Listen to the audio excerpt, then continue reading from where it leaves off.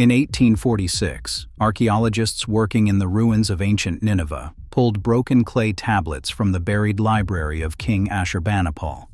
These fragments had been waiting in the Iraqi desert for more than 2,000 years. When scholars at the British Museum finally cracked the Akkadian cuneiform script, they found something unexpected. The tablets contained a detailed account of catastrophic events preceded by invisible warning signals. Signals detected not by humans, but by beings the scribes called gods. This is what Mesopotamian scribes recorded 3,700 years ago, and mainstream science still cannot explain how they knew. Among these fragments was a set of 3 tablets that would take decades to fully translate. Scholars at the British Museum in London painstakingly decoded the wedge-shaped Akkadian cuneiform pressed into the dried clay. What they found was not a simple prayer or trade record. It was a complete narrative. The text is now known as the Atrahasis Epic. It is one of the oldest written stories in human history. The earliest known copy dates to the reign of King Ammi-Saduqa around 1646 BCE. A scribe named Epic is believed to have composed this particular version. Today, Tablets 1 and 3 are housed behind glass at the British Museum. Tablet 2 sits in the Metropolitan Museum of Art in New York City. These are not hidden artifacts. They are published, translated, and available to any scholar who wants to read them. What the tablets describe, however, remains deeply unsettling. The Atrahasis tells the story of the Anunnaki, the gods of ancient Mesopotamia. According to the text, these beings created humanity to serve as a labor force. The lesser gods, called the Igigi, had been forced to dig canals and maintain the infrastructure of the world. After thousands of years of toil, they rebelled. They burned their tools. They surrounded the dwelling of the chief god Enlil. It was a divine labor strike. To resolve the crisis, the god Enki proposed a solution. A new species would be created from clay mixed with the blood of a sacrificed god. That species was humanity. We were fashioned as replacement workers. The tablets are explicit about this purpose, but the story does not end with creation. It escalates. Humanity multiplied. Cities grew along the rivers of Mesopotamia. According to the text, the noise of human civilization began to disturb the gods. The god Enlil could not rest. The Akkadian word in the tablets is huburu, which means a deep, persistent disturbance. Enlil demanded silence. When silence did not come, he decided to reduce the human population. But he did not send the flood first. The tablets describe a sequence of escalating catastrophes. First came plague. Bodies piled in the streets of ancient settlements. Then came drought. Rivers dried. Crops failed. Fields turned to dust. Then famine followed. People starved. Communities collapsed. Each time, the god Enki detected what was coming and warned a man named Atrahasis. Each time, Atrahasis organized prayers and rituals that temporarily reversed the destruction. But Enlil grew angrier. He convened the divine assembly and convinced the majority of the gods to allow a final catastrophe, a flood that would wipe humanity from the earth entirely. The critical detail is what happened next. Before the floodwaters rose, the Anunnaki assembled. They deliberated, and then they departed. Ancient interpreters describe this departure as a strategic evacuation. The gods ascended and waited above, watching as the waters consumed everything below. They did not get caught in the destruction. They detected the event before it began, and they left. Meanwhile, Enki, bound by an oath not to reveal the plan directly, spoke to a reed wall in the presence of Atrahasis. He instructed him to tear down his house and build a vessel, to seal it with pitch, and to load his family and animals aboard. The warning came through an indirect channel, almost like a coded transmission passed through a physical medium. Atrahasis obeyed. The flood came. The world was destroyed. When the waters receded, only Atrahasis and those aboard his vessel survived. This is where the ancient story intersects with modern science in a way that most people never consider. The tablets describe a repeated pattern. A disturbance is detected, a warning is issued, the gods evacuate, destruction arrives. The question is whether this pattern has any basis in physical reality. In 2021, researchers published a landmark study in the journal PLOS One, analyzing infrasonic signals recorded before more than 100 strong earthquakes worldwide. They found that major seismic events emit low-frequency sound waves hours to days before the ground actually ruptures. These infrasonic waves operate at frequencies near 1,000th of a hertz. They are far below the range of human hearing. You cannot perceive them. They pass through your body without triggering any sensation. But they are measurable. They carry specific information about the developing fracture, the stress at the fault line, and the elastic properties of the surrounding rock. Seismologists have called these signals stable and consistent. They appear before earthquakes of every significant magnitude. They are, by definition, precursor warnings. But infrasound is only the beginning. In 2019, a team of scientists analyzing data from the European Space Agency Swarm satellite constellation published their findings in the journal Scientific Reports, part of the Nature research family. They examined 4.7 years of electron density and magnetic field measurements from orbit.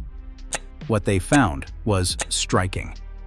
Clear concentrations of electromagnetic anomalies appeared in the ionosphere from more than 2 months to just days before major earthquakes. The Earth itself was broadcasting a signal into space weeks before the ground moved. A separate study published in Frontiers in Earth Science confirmed that ionospheric precursors appear approximately 5 days before seismic events. The physical model describing this process is called the lithosphere-atmosphere-ionosphere coupling framework. It traces a chain reaction from deep crustal stress through radon gas emission, air ionization, thermal anomalies at the surface, and electromagnetic pulses that propagate upward into the upper atmosphere. The signal begins underground. It rises through the air. It reaches the ionosphere. And it is measurable from space. None of it is visible or audible to a human being standing on the surface. Now consider what lives on that surface alongside us.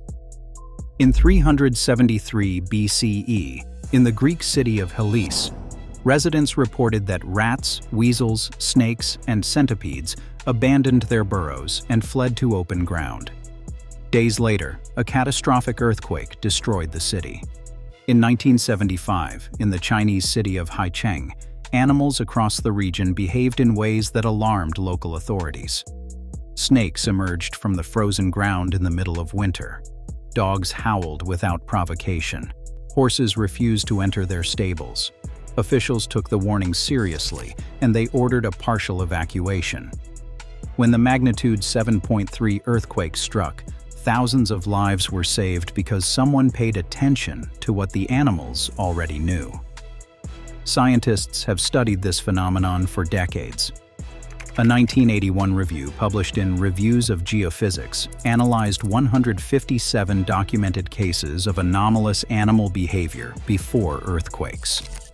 The researchers concluded that certain species perceive acoustic waves below 50 Hz, detect minute electrical field changes as small as 100,000th of a volt per meter, and respond to chemical signals released from stressed rock. In 2015, researchers installed motion-triggered cameras throughout Yanachaga National Park in Peru. Over a period of several weeks before a magnitude 7 earthquake struck the Cantamana region, the cameras recorded a dramatic decline in animal activity. Birds, mammals, and reptiles all went quiet. They vanished from their normal ranges. This disappearance coincided precisely with ionospheric disturbances detected by radio sounding equipment. The animals were responding to the same invisible signal that satellites were measuring from orbit. Return now to the Atrahasis tablets. The text says the noise of humanity disturbed the gods. Scholars have traditionally interpreted this as metaphor for overpopulation or rebellion against divine order. But what if the scribes were recording something more literal? The word huburu describes a persistent, escalating disturbance. It is not a single shout, it is a building pressure. It is something that accumulates over time until it becomes unbearable. This is functionally identical to how geophysicists describe the precursor phase of a major seismic event. Stress builds, microfractures propagate, infrasonic waves intensify, electromagnetic anomalies multiply. The signal gets louder and louder until the fault finally ruptures. The tablets describe the gods detecting this crescendo before the humans could. The gods acted on the information. They deliberated. They evacuated. They watched from above as the catastrophe unfolded below. Now, expand the time frame. Approximately 12,800 years ago, something catastrophic struck the Northern Hemisphere. Researchers studying this event have found layers of sediment across North America, Europe, and parts of the Middle East containing unusually high concentrations of platinum, iridium, microspherules, melt glass, and nanodiamonds. In 2024, a team from the University of South Carolina published findings confirming the presence of shock-fractured quartz at multiple sites dating to this exact boundary layer. This was the first time this specific type of impact evidence was documented at more than one younger dryas location. The comet responsible is estimated to have been 100 kilometers wide, fragmenting into thousands of pieces before detonating in the atmosphere. The resulting airburst would have generated temperatures exceeding 2,000 degrees, igniting wildfires across entire continents. Megafauna vanished. The Clovis archaeological culture disappeared. Global temperatures plummeted almost overnight into a near-glacial period, lasting over 1,000 years. It is important to note that this hypothesis remains debated. Some scientists have challenged the evidence. But a 2023 review published in the journal Science Open documented how early claims of irreproducibility were themselves premature, and dozens of independent studies have since confirmed the presence of impact markers at younger dryas boundary sites around the world. Something happened 12,800 years ago, something devastating, and every major flood myth on Earth dates to roughly this same window. The Atrahasis flood narrative became the foundation for countless stories that followed. The Epic of Gilgamesh, composed centuries later, reimagined the same event through a character named Utnapishtim. The Hebrew Bible preserved the story through Noah. Greek tradition recorded Deucalion. Hindu scripture tells of Manu. Native American oral histories from the Pacific Northwest to the Amazon basin contain flood narratives with the same structural elements. A divine or supernatural warning. A chosen survivor who builds a vessel. Animals preserved. A world destroyed by water. A new beginning from the wreckage. These civilizations were separated by oceans. They had no known contact with one another. Yet they preserved the same story with the same architecture. A warning is detected by beings with greater perception than humans. That warning is passed to a chosen individual. The individual acts. Everyone else perishes. The convergence between these ancient accounts and modern geophysical science creates a pattern that is difficult to dismiss entirely. We now know that the Earth generates measurable warning signals before catastrophic events. Infrasonic waves propagate through rock. Electromagnetic pulses rise through the atmosphere and reach the ionosphere. Animals with evolved sensory systems detect these signals and respond. Entire ecosystems go silent before the ground shakes. The only beings who consistently fail to perceive the warning are humans. Our sensory range is too narrow. Our hearing cuts off too high. Our electromagnetic sensitivity is essentially zero. We are, by the evidence, the least equipped species on the planet to detect what the Earth is telling us. The tablets of the Atrahasis rest today behind temperature-controlled glass in London and New York. Visitors walk past them without stopping.